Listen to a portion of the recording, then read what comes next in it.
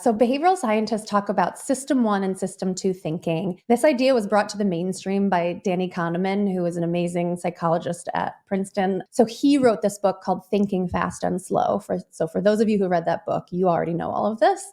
But system one is the way that our human mind was built for intuitive judgment, quick judgment, the things that we do very instinctively and intuitively without a lot of deliberate judgment. System two is the slower way that we process information and decisions, so more deliberately and with more sort of logical cognition. In our lives, we are constantly toggling between system one and system two thinking. And in the context of conversation, this is very important.